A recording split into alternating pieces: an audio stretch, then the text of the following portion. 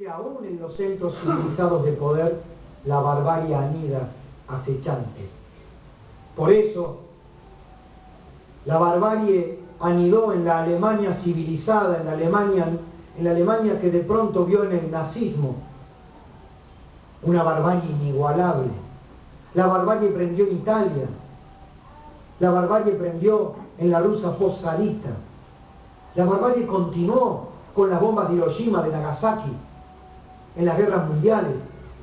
La barbarie, hasta no hace mucho tiempo, después del acto bárbaro de la caída de las Torres Gemelas, inundó los Estados Unidos, esa sociedad que dice tener la democracia más grande del mundo. El gobierno de George W. Bush se transformó en una aspiradora de libertades, acechando al individuo con la excusa de la seguridad nacional. Con la excusa de la seguridad nacional, las dictaduras militares arrasaron la América Latina. Con la excusa de que había un fin mayor que proteger, los individuos se fueron deshaciendo hasta la insignificancia, transformándose en meros instrumentos de esa barbarie. Hay un libro maravilloso del ex vicepresidente Al Gore de los Estados Unidos, El ataque contra la razón, que planteaba cómo el fundamentalismo religioso y el fundamentalismo político iban ganando a los Estados Unidos e iba perdiendo a Estados Unidos esas características originarias que había tenido de libertad de expresión, de garantía constitucional respetada a lo largo de décadas. Pues entonces, si queda demostrado que la barbarie puede anidar en el subdesarrollo, en la incultura, pero también en la cultura, en el desarrollo, lo que se opone a la barbarie no es la civilización, es la libertad. Y si no, observen esta Europa arrasada por el libertinaje financiero de esta burbuja que explotó, otra salvajada de aquellos tecnócratas que creían que la riqueza se podía multiplicar artificialmente a golpes de inventos creativos en Wall Street. Y esos ricos multiplicaban dinero y se alejaba la noción de la riqueza de la producción real, de lo industrial. Lo financiero fue ganando el terreno hasta que terminó explotando la burbuja. Era imposible regalar plata para que la gente tuviera una casa y se le regalaba el 120%, el valor de la casa y más para que comprara los muebles. Así explotaron las hipotecas basura en Estados Unidos. Así está hoy Europa tambaleando. Así está hoy España mendigando estado de bienestar. Eso también es barbarie. ¿Y qué está pasando hoy? Los españoles están perdiendo libertades a una velocidad geométrica. ¿Por qué? Porque el desempleado, el hombre que está en paro, no tiene libertad, no tiene la capacidad de optar, de tomar decisiones. Está angustiado, arrinconado, acongojado. Por eso, libertad o barbarie. Por eso la libertad debe ser un centro ineludible de cualquier sociedad. Y no lo es en la nuestra. No lo es. La libertad es asociada, reitero, a nombres y apellidos.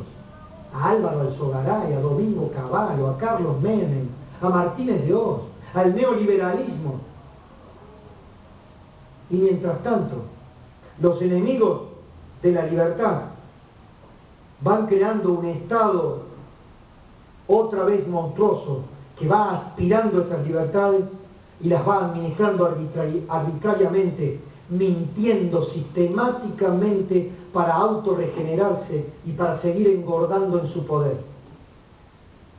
¿Cuántos años hace que la mentira está institucionalizada en la Argentina?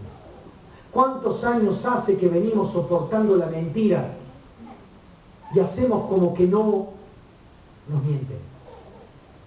Miren, yo vine a decir aquí que esto es un intento de armar un espejo.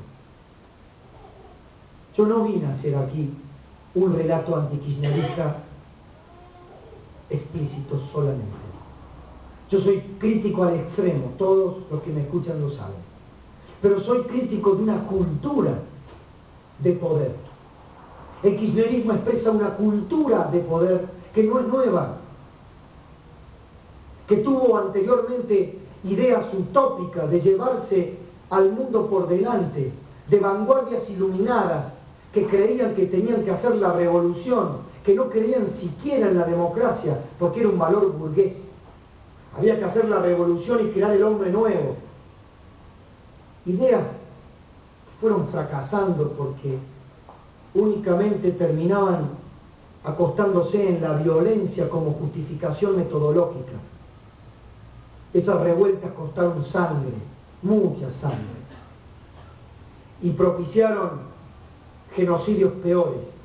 Hoy esas ideas retornan, como decía el propio Carlos Marx, como farsa, como teatro. Pero a nuevas generaciones de jóvenes se les inculca la idea del combate, la idea de la batalla permanente, la idea de que los enemigos están en todas partes y los enemigos son los que piensan distinto, los oligarcas, los gorilas, las corporaciones, y que hay que luchar permanentemente porque nosotros los que luchamos somos los buenos y los que no entienden esto son los malos. Por favor, cuánta energía perdida en vano, cuánto tiempo dilapidado, cuánto engaño manipulado. A esa cultura del enfrentamiento le digo no, conmigo no. A esos alquimistas del rencor que vinieron a enfrentar a unos con otros, le digo no. Porque de esos enfrentamientos es mentira que nace una nueva nación, una patria más justa, más soberana. De esa cultura política del enfrentamiento permanente nace otro desgarramiento y otro fracaso. Este que estamos viviendo hoy. La Argentina de hoy es un fracaso, es una república fallida. Porque no tiene nada que ver con el boom de la soja. Esto que digo acá, lo acabo de decir en Leones, en la sociedad rural.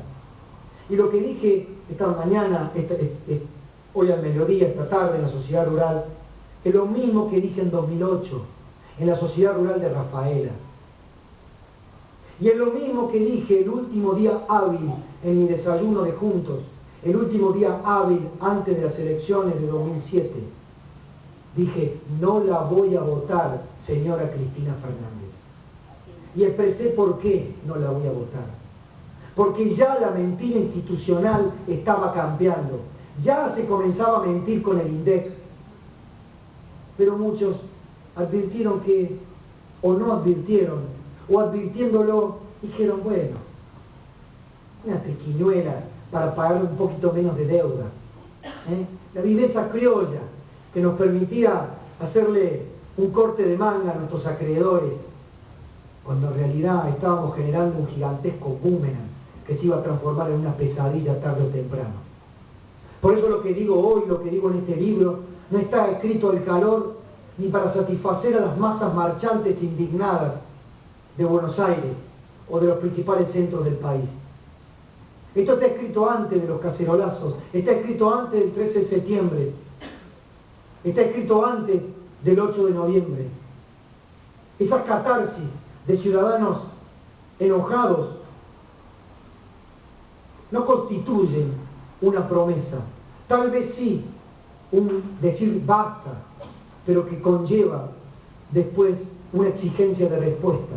¿A qué le están diciendo basta? ¿A este gobierno, a este rumbo, a este caudillo o a esta reina sin trono? ¿A qué le están diciendo basta? ¿Le están diciendo basta a esta coyuntura para abrazarse al próximo caudillo que vendrá como salvador de esta etapa? Ya estamos engendrando la idea de quién será el salvador que suceda al kirchnerismo. ¿Será peronista porque a este país no lo gobierna otro que no sea un peronista? La resignación política social más estúpida que vive nuestra nación. La resignación de una cultura política raquítica que sostiene como verdad revelada que eso es así. Y esto no es un comentario antiperonista, sino también un llamado a la diversidad. Entonces, cuando observamos que esa entrega de la libertad va cooptando, va ganando diversos territorios, diversas clases sociales, diversos actores públicos, el alegato se transforma en un grito. Yo entiendo muy bien aquel que nada tiene. La asignación universal por hijo era necesaria en un país desgarrado por la pobreza, por una pobreza acumulada, crónica, estructural. Pero una cosa es un subsidio temporario mientras genero fuentes genuinas de trabajo, y otra cosa es la instalación de un subsidio como un mecanismo permanente de dominación y sujeción al servilismo político e ideológico. Yo entiendo muy bien que el ama de casa haya recibido un subsidio, porque está en su justo derecho a haber trabajado en su casa sosteniendo la familia. Pero cuidado, que no le compren al ama de casa su libertad de la mano de ese subsidio. Porque de la mano de esos billetes nunca puede estar la dignidad. Y nunca puede opacar ese puñado de billetes una visión mucho más amplia de lo que pasa a su alrededor. Hoy tenemos un 25% o más de inflación. Ninguno de nuestros países vecinos tiene semejante porcentaje. Los gobiernos progresistas que rodean a la Argentina, como Dilma Rousseff o José Pepe Mujica, dicen: la inflación carcome el bolsillo de los que menos tienen. A nosotros nos lo dicen. A ustedes, que veo aquí que muchos peinan canas y saben de lo que hablo. Saben de lo que hablo cuando se habla del Rodrigazo, de la hiperinflación, del corralito. Saben. Entonces yo lo que les pido esta noche es actitud responsable de ciudadanos en el diálogo intergeneracional. Explíquenle a sus hijos, a sus nietos, que la inflación, esta ilusión monetaria de creer que mañana vamos a ganar lo mismo, si los precios aumentan, nos aumentan la misma proporción, un día se acaba, y cuando se rompe el espejismo, el drama es mayor, geométrico, y lo padecen los que menos tienen. Estamos enfrentados a eso. Tarde para lágrimas. A los ruralistas les dije: en el año 2008 me invitaron a dar una conferencia en la rural de Rafaela. Acababa de pasar la 125. Acababan de entronizar al nuevo héroe nacional, Julio Prieto Cobos, que en un acto vacilante dijo: mi voto es no positivo. Eso solo lo transformó en un héroe nacional. Lo llevaban en andas desde Buenos Aires a Mendoza. Otra muestra de nuestra fragilidad a la hora de adorar al becerro de oro, al equivocarnos en erigir ídolos con pies de barro.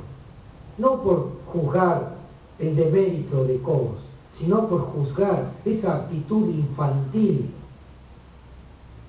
de pueblo atrasado, de pueblo medieval que quemaban a las brujas para tratar de expiar los pecados.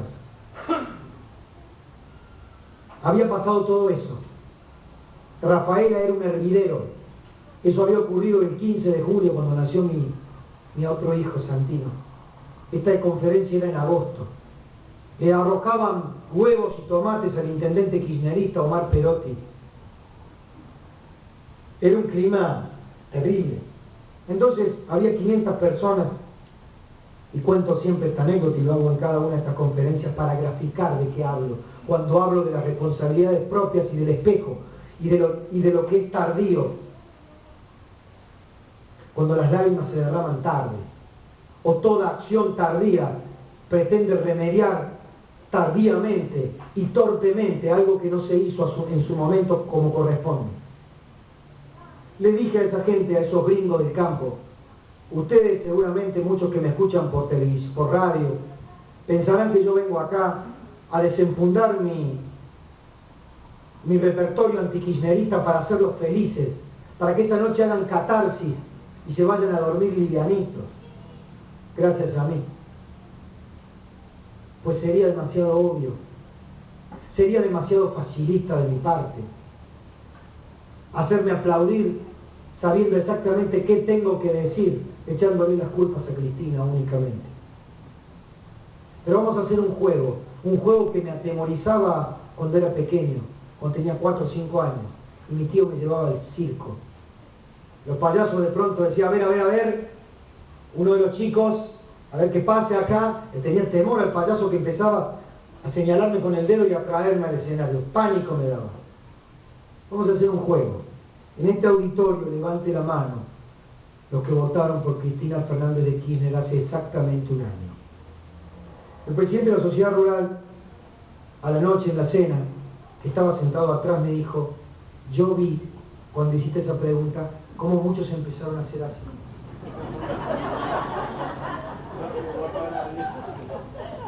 En Rafael había ganado por afán Cristina Fernández de Kirchner.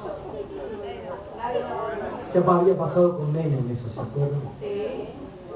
Entonces de esto se trata, de cuáles son las construcciones políticas de las que nos hacemos cargo, y cuándo nos hacemos cargo, y qué hacemos para evitarlo, o qué hacemos si no hay una alternativa mejor para decir cheque en blanco no. También recuerdo a mis colegas periodistas, cuando habíamos ya transcurrido los años de aquellos presidentes efímeros, de esa Argentina al borde de la disolución, del helicóptero de la Rúa, de ese Dualde bombero que venía a remediar las cosas. Recuerdo que todo el mundo planteaba, y están los archivos para demostrarlo, hace falta un presidente fuerte, hace falta un presidente fuerte, hace falta reconstruir la autoridad presidencial. Entonces, ¿qué produjo eso? Avalado por los analistas políticos más encumbrados, cheques en blanco. Tome Néstor Kirchner, aquí tiene la sociedad rendida a sus pies, haga con ella lo que quiere. Y le dieron cheques en blanco a un hombre que sabía mucho de cheques.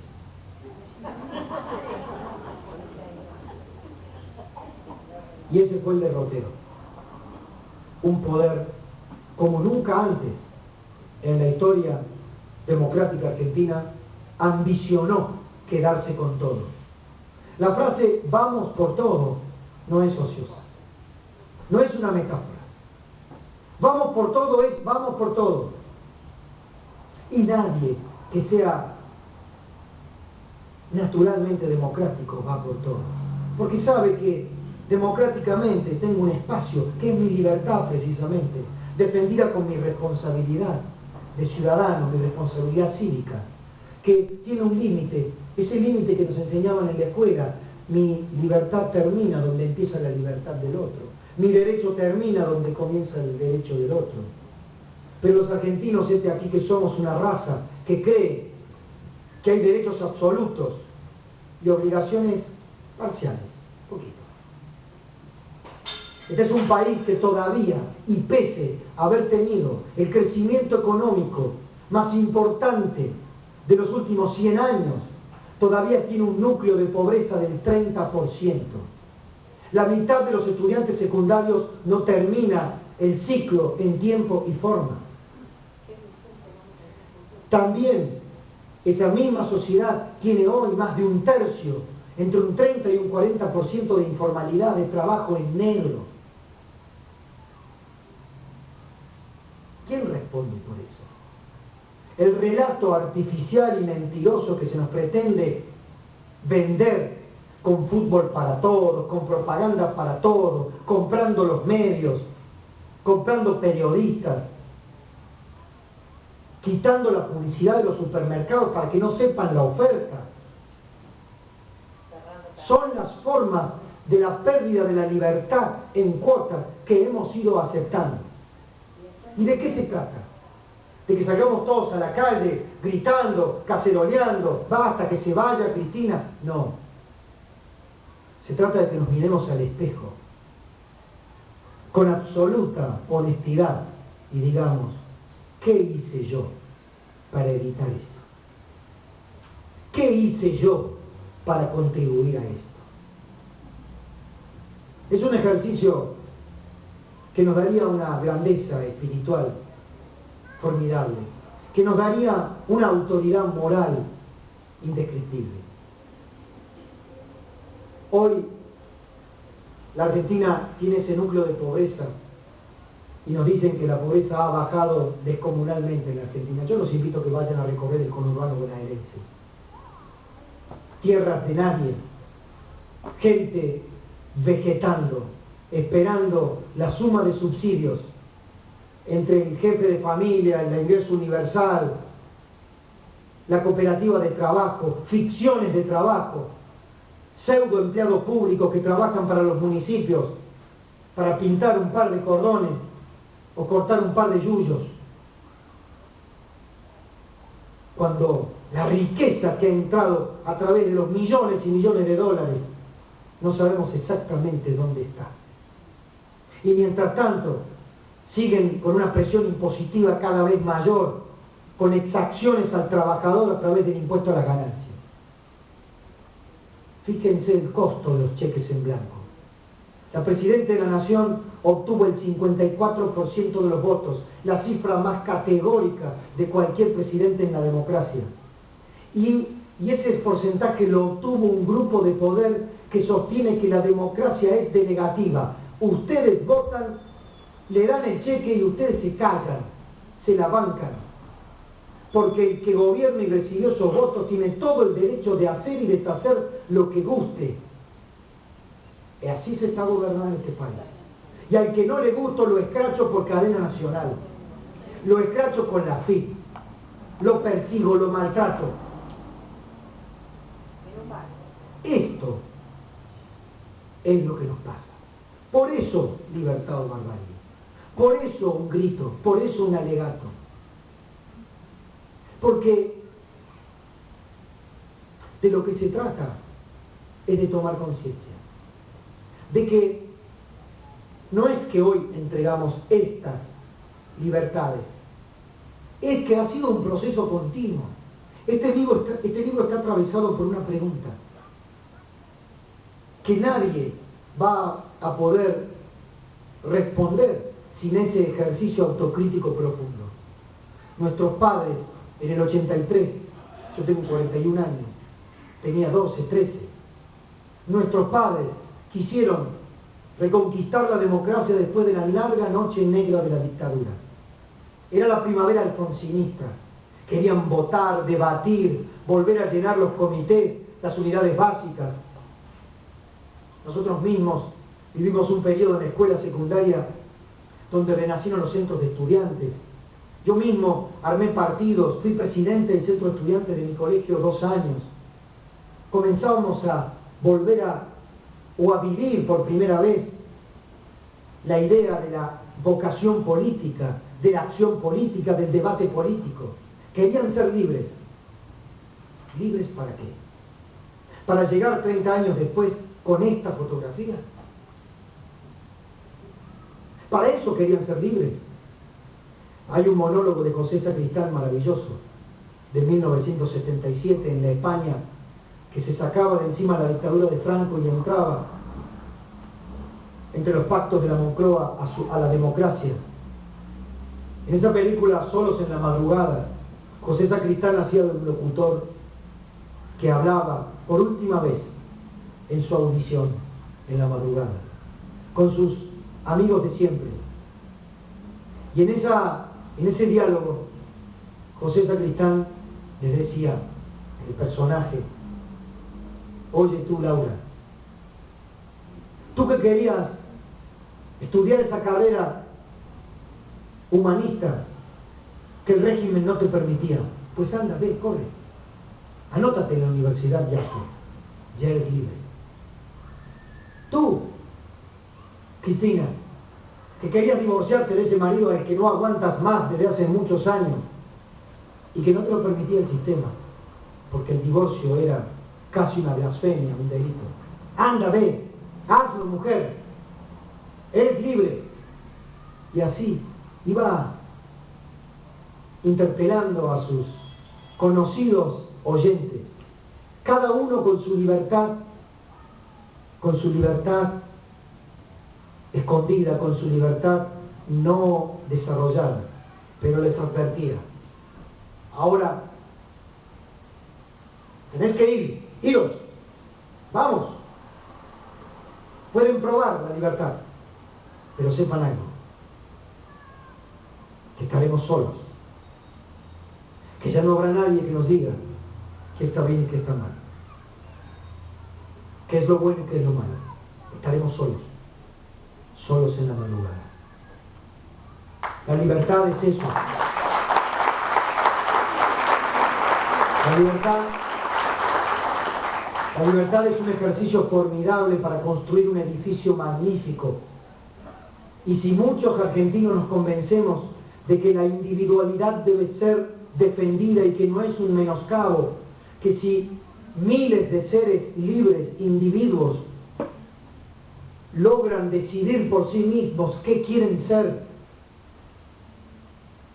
esos miles de individuos van a fertilizar este clima, esta sociedad, le van a promover vehículos y estímulos, se van a multiplicar los estímulos, los ejemplos, que es la manera de traccionar una mejora cultural, con la ejemplificación.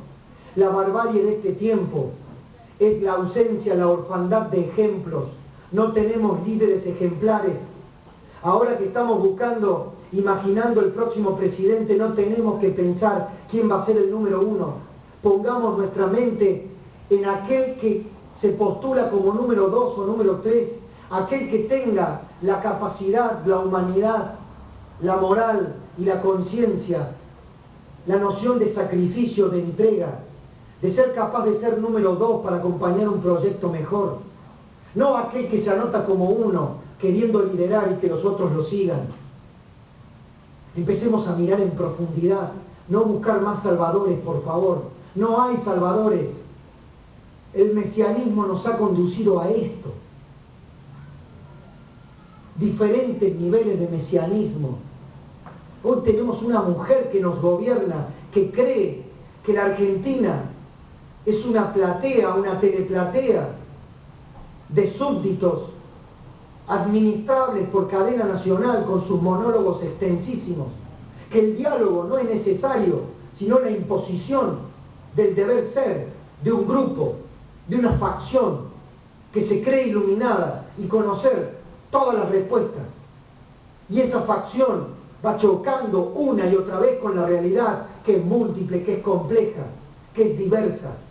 Por eso estos manotazos de ahogado, por eso el palo, por eso la persecución, por eso la amenaza, por eso amedrentar, por eso escrachar. Por eso no hay que entrar en ese juego. Por eso no hay que responder al escrache con otro escrache, porque el que escracha se escracha. Porque el que acusa se acusa. Es tiempo de reconstruir el tejido social entre nosotros, de mirarnos a la cara. Hoy el aire familiar, hasta la atmósfera familiar está dividida por la política. ¿Cuántos de ustedes ya omiten hablar de política los domingos en un encuentro familiar? ¿Cuántos de ustedes omiten, invitan a una pareja de amigos y dicen: mira, de política no hablemos? ¿Por qué?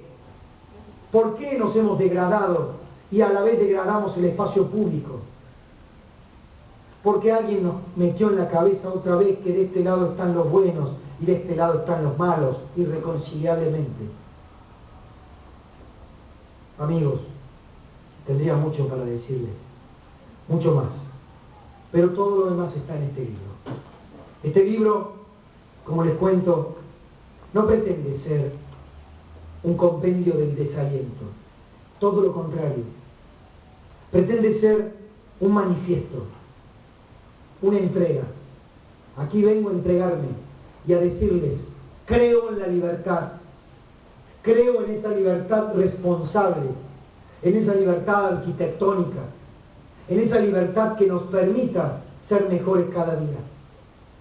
Esa libertad que debemos exigir que nuestros políticos levanten siempre y cuando antes nos respondan que de la mano de esa libertad también se puede llegar a la equidad y a la igualdad social en lo esencial.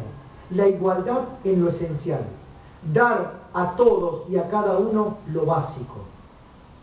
Después que la vida, las capacidades, el esfuerzo personal nos colme con gratificaciones. La igualdad en lo esencial era el sueño de los padres fundadores de los Estados Unidos. Pero una vez que se lograba la igualdad en lo esencial, al colono se le daba una parcela de tierra, instrumentos para labrar la tierra, una iglesia para rezar, una escuela para educar a sus hijos. Una vez que se le daba eso, que era lo